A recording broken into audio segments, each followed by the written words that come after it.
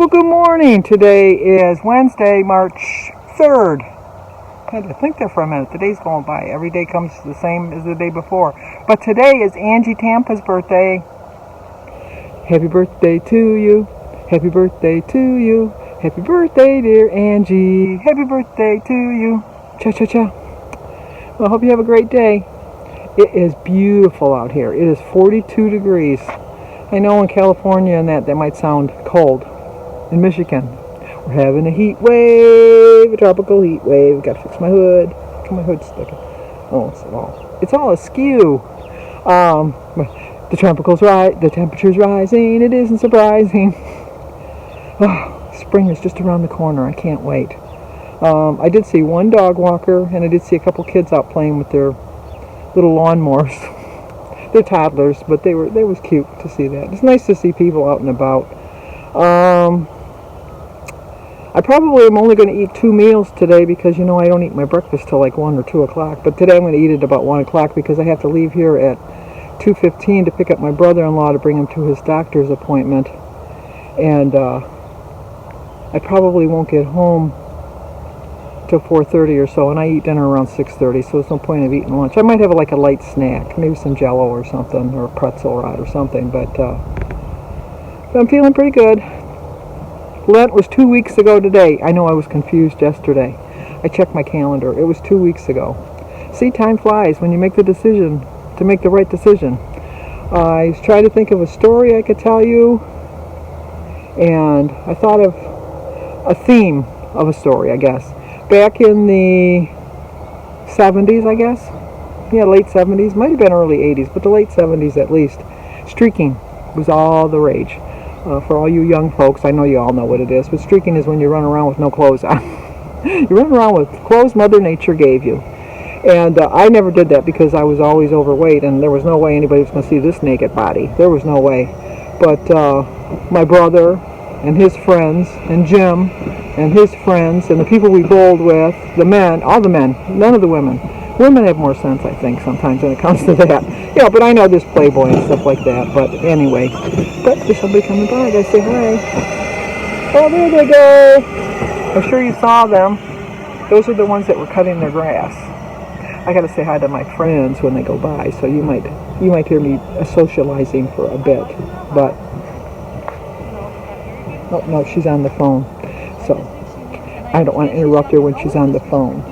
But she's I love that. They're the ones with the little horn on their car, and when they're like coming up to me, they honk their horn. They live around the block.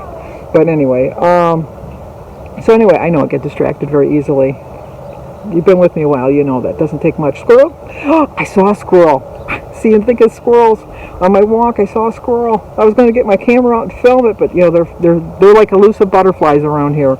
And he said, "I am not ready for my close-up, Mr. DeMille." And he took off like a shot, so I never got a video of him. But and I have another question. Where did I put it? My phone must have done updates overnight, and so my battery was drained. I went to bed, it was 100%. When I woke up this morning, it was 42%. And I only slept 6 hours, so it shouldn't have drained that much in 6 hours. But from Weight Watchers, I got this little boost pack, and I plugged it in, and then I plugged the other end into my phone, like I was supposed to, and it didn't charge. I lost like 10% of my battery while I was walking. So I don't know if I'm doing something wrong. If anybody has one of these things, let me know. I'm just kind of curious what I did wrong, because I obviously did something wrong that it didn't. I thought this was supposed to store some charge for you, but obviously it didn't. And it was fully charged, because I had charged it for, I can't think I overcharged it. I charged it for a couple days, but who's to know. But anyway, back to the streaking. My house was the hangout house because it had to have been in the 70s. Yeah, early 70s, because Jim and I got married in 71. And everybody would come to my house and we would play poker, and not strip poker, just poker. And like Michigan rummy, which I'm sure every state calls it, like New Jersey rummy or Wisconsin rummy. It's just like this felt board, and like you have to put pennies on each one, and then you have to, when you have, like if you have a full house, you collect everybody's penny. I haven't played it in so long. But anyway, we would play that. But we play for dimes, not for pennies. And then we were rich, we thought. But I would come and open my door, and there would be all of my brothers and his friends all standing there naked, holding their clothes, because they streaked around the block. But the one time too, we had gone to the bar after bowling, and my brother and his friend had Harleys, and I don't think they had Harleys at that time. I think they had Yamahas. Yeah, they wouldn't have Harleys. They wouldn't have enough money to get a Harley. They were Yamahas. And my sister, husband Bruce, and my brother Mike were streaking down a busy street, Houston Whittier, over by where I used to live. And my first reaction was that everybody made fun of me. I don't know why, but that was when you had to wear a helmet. And my brother went by and he didn't have his helmet on. Bruce had his helmet on, but Mike didn't have his helmet on. And I says, oh my God, he doesn't have his helmet on. And then everybody says, is that the only thing you noticed? And I thought, well, it is my brother. I'm not going to be checking out things on my brother. But I thought that was funny. But, so, yeah, everybody was taking their turn streaking. And so we were at the bowling alley, and it was in the winter, and it was cold. It was really, really cold. And my brother and 3 of his friends, and Jim and 2 of his friends. No, Jim didn't. I take that back. Jim and his friends didn't. It was my brother and his friends. There was probably 5 of them all together. Decided they were going to streak the bowling alley because we bowled on a league. And it was a mixed league. And it was a really long bowling alley. I think there was like 40 lanes. And so what Mark had the car. And so what they decided to do was, because it was so cold, when they knew they were going to streak through the bowling alley, they wanted to make sure they could get in the car and get warm right away rather than stand outside being cold. And so they had Mark drive his car around and park it by the other door and then come walking back. So Mark drove the car over there, parked the car, and then locked it, and came around. You see where the story is going. And so then he come around to where the beginning of the bowling alley is, the entrance, and he what do you call it?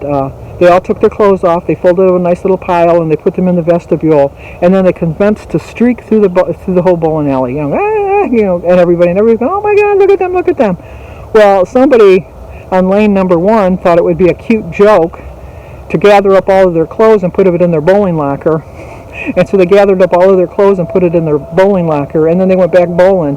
And so Mark and all of them and my brother and that, they all ran through the bowling alley. And then they come out to the car. And Mark had locked the car and left the keys in his pants pocket. So they couldn't get in the car. So they're all standing out in the middle of 7 Mile and Outer Drive, which is a very busy intersection. In the dead of winter, it had to have been like 10 degrees. It was so cold. And so they, oh shoot, so they ran back to the entrance door and come in the door and saw that their clothes weren't there. So then they went back outside because they didn't want to stand in the bowling alley, and someone had called the police because there was like indecent exposure.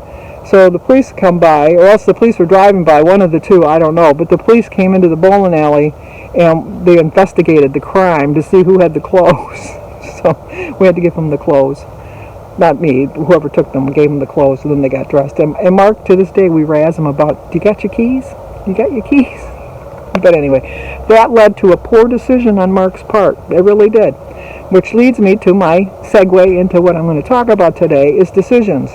One of the most important decisions you'll ever make in your life, you're going to make a lot, but one of them is your health and your well-being and your weight. You want to make sure that, you're not like I was, morbidly obese. I think I was grossly obese, and I think there's obese, moderately obese, grossly obese, and morbidly obese.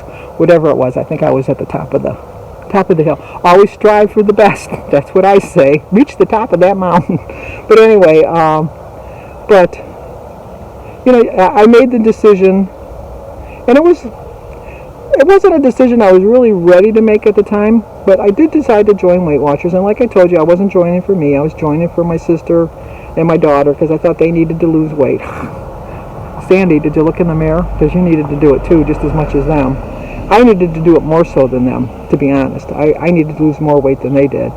But it was a small decision that I made, but it's one that I'm really glad that I made. And every morning I get up and I make the decision. Is today the day I'm going to stay on it, or is this the day I'm going to go off? And for the last 2 weeks, I've made the decision. Today's the day I'm going to stay on it. And I'm really proud of that fact. I'm really proud of the fact that I've made the right decision. And it's an important decision in my life. And it's one that it's really affected my life. It really has changed my life for the better. And I have no complaints about the program. Other than I wish they could figure out a way that you could eat a banana split and it would only be 5 points. But that's a dream world. That's not a reality that's ever going to come in this place. I mean, I know I could get the Halo Top ice cream and I can get the sugar-free toppings and, you know, the light ready whip and all that. And I could really bring the points down. But one thing I'm doing with this plan is I'm learning how to eat with the foods I love. I am not going to substitute like low-fat cottage cheese for my 4% cottage cheese. It's not worth it. It's not a plan I'm going to follow once I reach my weight loss, reach my goal. So I have to figure out, I'm using real butter, I'm using real bread, I use real peanut butter, I don't use fat-free. I like the taste of my food, so I'm learning how to incorporate the foods that I love into my plan. And it's working for me because I've lost almost 90 pounds and I've kept it off. So I think I made the right decision, and I think I'm continuing on to make the right decisions. And that's all we can do in life is, and then we got to learn. You know, I know we can regret some decisions we made. I regret that I didn't do this way sooner. I do, you know, I really wish I would have done it way sooner, but worrying and stressing about it's not going to change anything. It's still going to be, it's still, you know, it's not going to change anything. I can just hope that I can teach someone who's younger to learn from my experiences that don't wait. I'm finding now that, you know, the older I get, it's not impossible to lose weight, but let me tell you, every year it gets a little bit harder. It really does get a little bit harder. But like I said, I'm eating what I want to eat, and I'm doing it within reason now through Lent, and hopefully continuing on afterwards. And I'd be lying if I said I wasn't missing my sweets, because, oh, trust me, I'm missing my sweets. I really am missing my sweets. And I really thought by now, 2 weeks into it, that my body would be all drained of the cravings. And physically, in my body, it's completely drained. But in my mind, it's still there. And your mind is so powerful. Your mind controls so much of your everyday decisions in life. And so I have to cleanse my mind of the thought of sweets, because my body's already been cleansed of the sugars. But my mind's got a little ways to go. So, okay, now my battery is really low. I just got the low battery signal. So I got to go in and charge it on a real charger. Otherwise, my phone's going to go dead. And you know, I'd be lost without my phone. So I'll talk to you guys at breakfast. Well, the puzzle is completed. I got to tell you, we had our doubts. Of course, we do all the time, but we knew we were going to finish it.